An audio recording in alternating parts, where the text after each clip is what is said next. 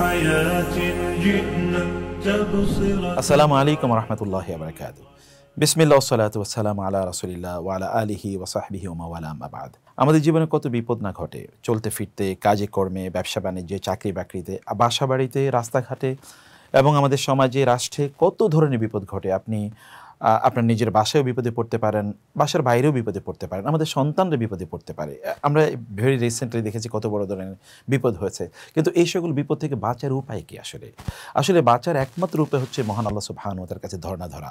আর রাসূল ইসলাম এই প্রসঙ্গে আমাদেরকে জানিয়ে দিয়েছেন এমন একটি দোয়া, যে দোয়াটি পড়লে আল্লাহ তাআলা আমাদের বিপদ আপদগুলো সব দূর করে দেবেন।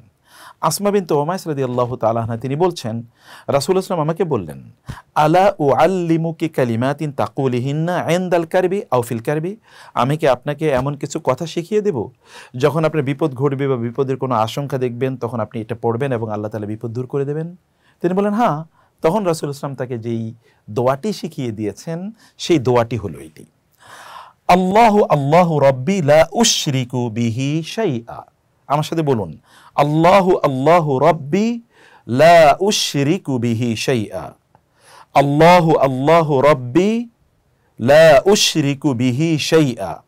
আবার আল্লাহু আল্লাহু রাব্বি লা উশরিকু বিহি শাইআ।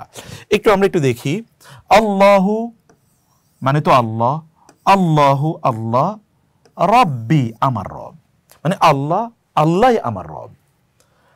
লা না উশরিকু আমি শরিক করি, অংশীদার বানাই, বিহি বি এবং হি তার সাথে, শাইআ কিছুকেই।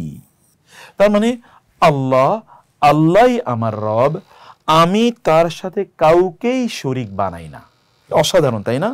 আল্লাহু আল্লাহু রাব্বি লা উশরিকু বিহি শাইআ।